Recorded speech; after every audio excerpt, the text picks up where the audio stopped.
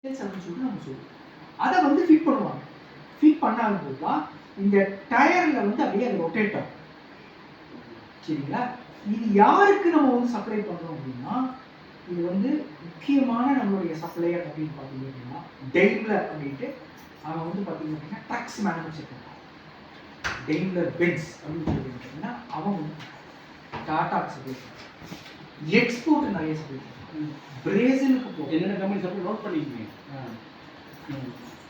TCE சரிங்களா, மகேந்திரா, இந்த மாதிரி பலவித நான் உங்களுக்கு அந்த கம்பெனி பற்றி ப்ரொஃபைல் போடும், அதை நீங்கள் நோட் பண்ணிக்கோங்க. அது எல்லாமே நாங்கள் சொல்லுவோம்.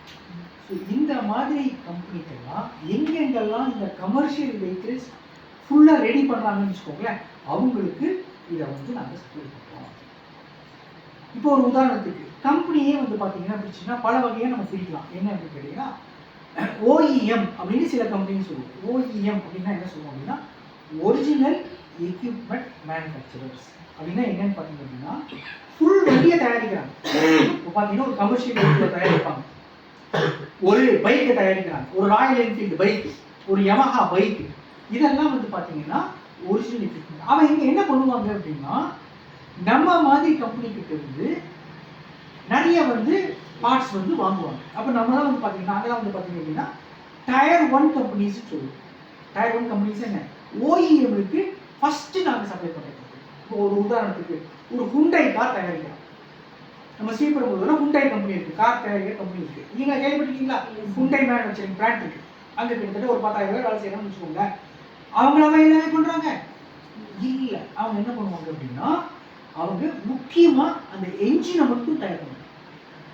டோர் ஒருத்தர் வாங்குவாங்க, அந்த வீல் இருக்கிறீங்களா அது வாங்குவாங்க, உள்ளுக்குள்ள நிறைய பார்ட்ஸ் இருக்கீங்க ஒருக்கிட்ட வாங்குவாங்க, பிரேக் ஒருத்துக்கிட்ட வாங்குவாங்க. இதெல்லாம் வாங்கி அசம்பிள் தான் ஜாஸ்தியாக இருக்கும்.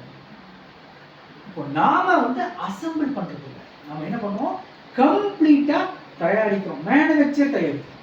இந்த ஆக்சிலோடைய அதனோட ரா மெட்டீரியல் என்னன்னு பார்த்தீங்கன்னா ஸ்டீல். முக்கியமான ரா மெட்டீரியல் ஸ்டீல். ஸ்டீல் இருந்து தான் இந்த ப்ராடக்டை தயாரிக்கிறோம். ஸோ நாம வந்து ஏற்கனவே நம்ம சொன்ன மாதிரி tier 1 company supplying to the நிறைய ஓஇஎம்ஸ். இந்த மாதிரி டெய்லர் ஆகட்டும், எக்ஸ்போர்ட் ஆகட்டும், இல்லை மற்ற டாட்டா ஆகட்டும், இல்லை மஹேந்திரா ஆகட்டும், யூவி ட்ரக்ஸ் ஆகட்டும், இந்த மாதிரி நிறைய கம்பெனிக்கு சப்ளை பண்ணுறாங்க.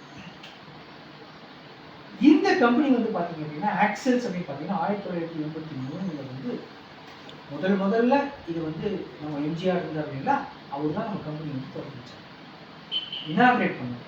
சரிங்களா? இது வந்து பார்த்தீங்க அப்படின்னா one of the TVS group company. இந்த டிவிஎஸ்ன்னு அதிகமாக நான் சொல்ல வேண்டாம். இது வந்து 3 பேருக்குரிய ஜாயிண்ட் வெஞ்சரில் இந்த கம்பெனி ஆரம்பிச்சிருக்காங்க. ஒன்று வந்து பார்த்தீங்கன்னா டிவிஎஸ் கம்பெனி வீல்ஸ் இந்தியான்னு பேர். வீல்ஸ் இந்தியா, சுந்தரம் ஃபினான்ஸ்னு ஒரு TVS group company, Sundaram finance, அதுக்கப்புறம் டானா யூஎஸ் அப்படிங்கிற யூஎஸ்ஏ கம்பெனி. இந்த 3 பேரும் முதல் போட்டு இந்த கம்பெனியை ஆரம்பிச்சிருக்காங்க. சரிங்களா? இந்த கம்பெனி முதல் பிளான்ட் வந்து ஸ்ரீபெரும்புதூரில் ஆரம்பிச்சோம். அதுக்கப்புறம் காஞ்சிபுரம் அப்படிங்கிற ஊர் பக்கத்தில் செய்யார்னு ஒரு அங்கே இன்னும் 2வது பிளான்ட் போட்டுருக்கோம். அது பிளான்ட் போட்டு அது ஒரு 20-25 வருஷம் ஆச்சு. அந்த செய்யார் பிளான்ட் போட்டு அது எங்களுடைய 2வது யூனிட் இருக்கு. இப்போ 3வது யூனிட்டு ஜாம்ஷெட்பூரில் செட் பண்ணிட்டு இருக்கோம். அங்கே கிட்டத்தட்ட பிளான்ட் எஸ்டாப்ளிஷ் ஆயாச்சு. 2 மாதத்தில் ஆப்ரேஷன் நாங்கள் பண்ண போகிறோம். ஸோ இப்போதைக்கு எங்களுக்கு 3 பிளான்ட் நாங்கள் வந்து போட்டு எக்ஸ்பெண்ட் பண்ணுறோம். ஸோ இந்த நம்ம கம்பெனி வந்து பார்த்தீங்க அப்படின்னா பாரம்பரியமாக டிவிஎஸ் பிராண்டில் இருக்கிற கம்பெனியில் வந்து நீங்கள் வந்து ஒரு ஒரு ஒரு வேலையை நம்ம சேர்ந்தோம் அப்படின்னா வேலையில் அடுத்தடுத்த படிக்கு அதையே ஸ்லோவாக போகக்கூடிய வாய்ப்புகள். நாணயமான கம்பெனி, சம்பளம் இந்த தேதியில் சம்பளம்னா கண்டிப்பாக சம்பளம் உண்டு. அவங்களுடைய திறமைக்கு ஏற்ற மேலே ப்ரொமோஷன் மேலே இது பண்ணுறதுக்கு வாய்ப்புகள் இருக்கு. மற்ற கம்பெனி மாதிரி இப்போ ஒன்றும் இல்லை. நீங்கள் கேள்விப்பட்டீங்களா என்னன்னு தெரியல. இப்போ அங்கேயே வந்து பார்த்தீங்க அப்படின்னா நம்ம ஃபோர்டு கம்பெனி இருக்குது, இந்த மாதிரி ஃபாரின் கம்பெனிலாம் வராங்க, அப்பப்போ அயங்கிக்கிறாங்க, பயங்கரமாக அந்த சம்பளம் இந்த சம்பளம்ங்கிறாங்க.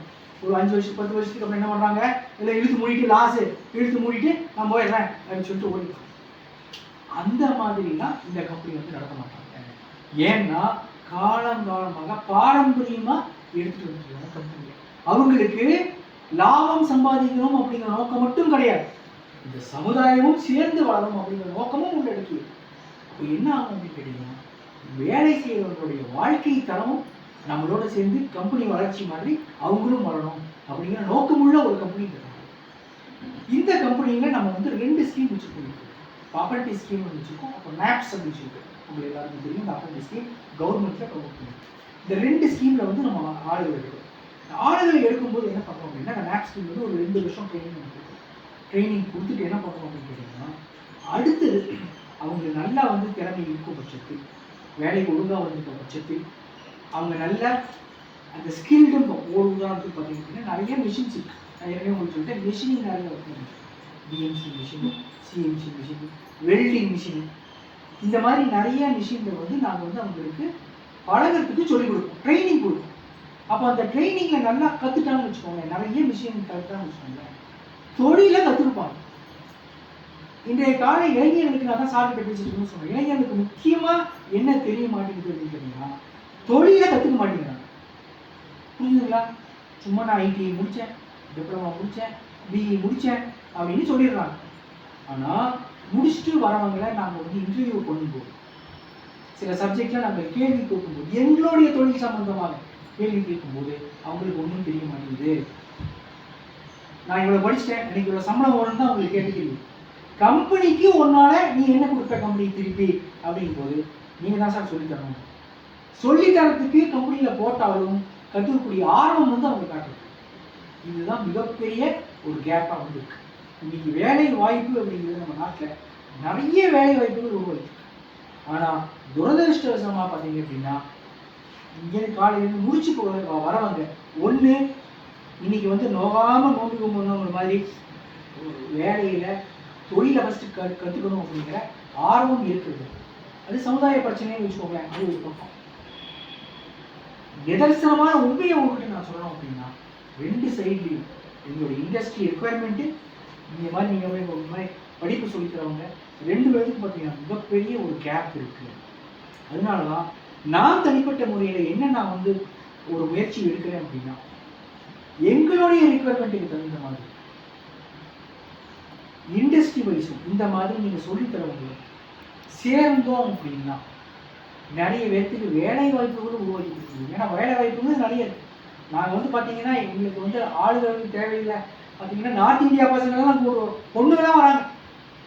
நார்த் இந்தியாவில் ஜாம்ஷெட்பூர்லேருந்து கிட்டத்தட்ட 70-100 பொண்ணுங்க இன்னைக்கு வந்து நம்ம கம்மியாக வேலை செஞ்சுருக்கோம். பார்த்துக்கோங்க, பொண்ணுங்க, சின்ன பொண்ணுங்க 12 வயசு கம்ப்ளீட் பண்ணவங்க, புரியாத மொழி, சாப்பாடு வேறு சாப்பாடு, சரிங்களா, அங்கே வேறு கிளைமேட்டு, வீட்டை விட்டு வந்து நம்மளுடைய ஹாஸ்டலில் தங்கி 3 ஷிஃப்ட்லையும் பொண்ணுங்க வேலை செய்யறாங்க. இப்படிங்க 3 ஷிஃப்ட்லையும் நைட் ஷிஃப்ட்லையும் சேர்த்து பண்ணுறாங்க.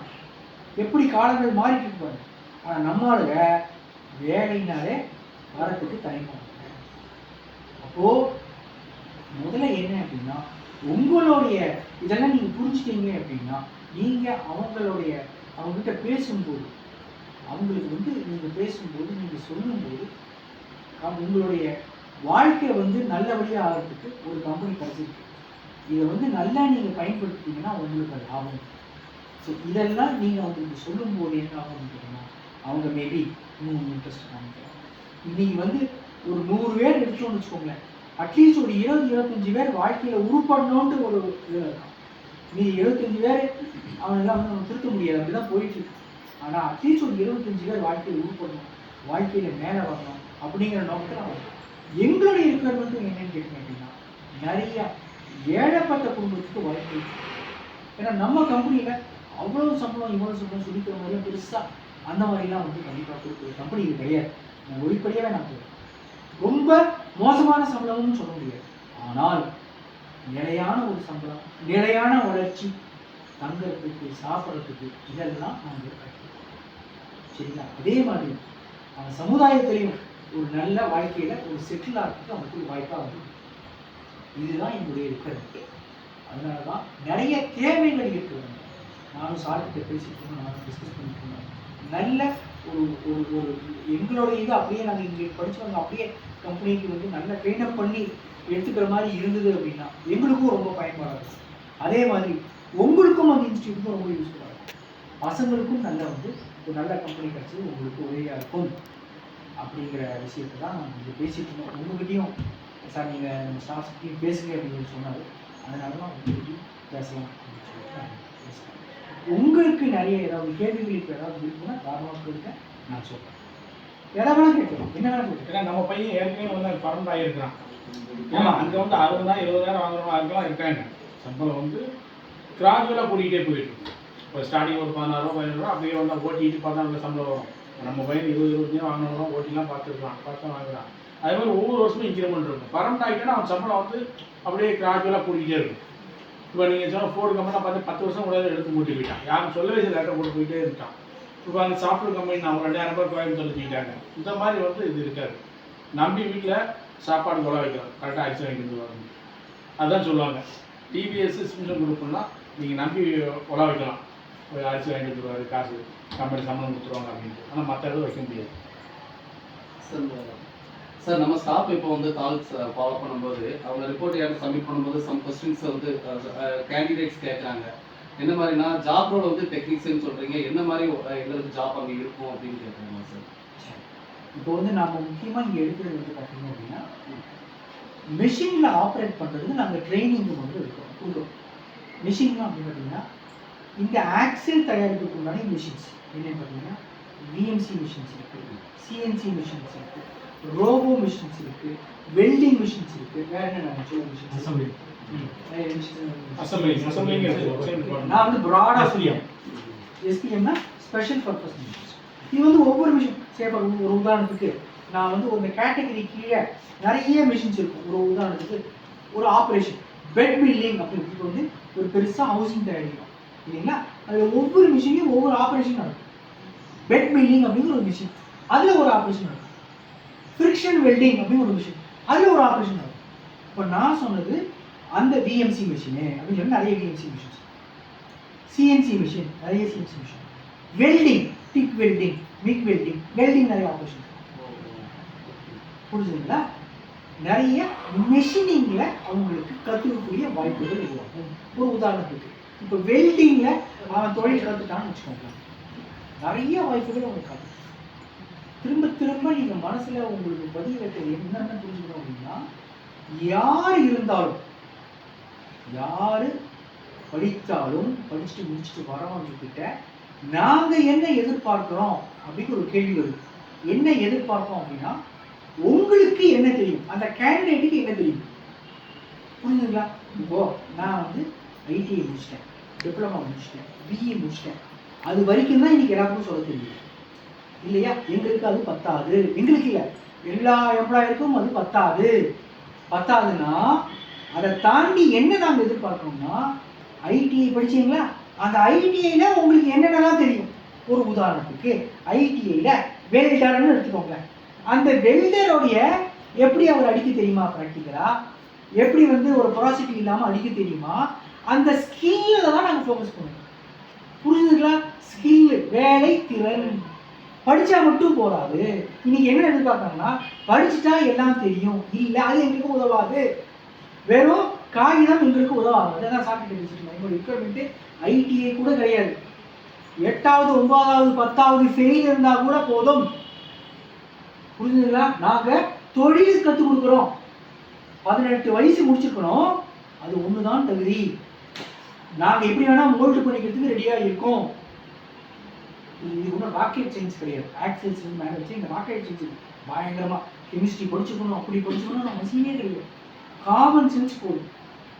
சொல்லித்தரதை கரெக்டாக புரிஞ்சுக்கணும். அது ஒரு தடவைக்கு பல தடவை நம்ம சொல்லித்தருவோம். அப்போ எங்களுடைய ரெக்குயர்மெண்ட் என்னன்னு கேட்டீங்க அப்படின்னா சொல்லித்தரதை சரியாக வந்து புரிஞ்சுக்கிறாங்களா, புரிஞ்சுட்டு தவறு இல்லாமல் செய்கிறாங்களா, ஸ்கில்லை வளர்த்துக்கிறாங்களா, இவ்வளோதான் எங்களுடைய ரெக்குயர்மெண்ட். புரிஞ்சுங்களா? இண்டஸ்ட்ரியோடைய ரெக்குயர்மெண்ட்டே இவ்வளோதான். நான் இன்னும் ஒரு படி வேலையை போய் சொல்கிறேன்.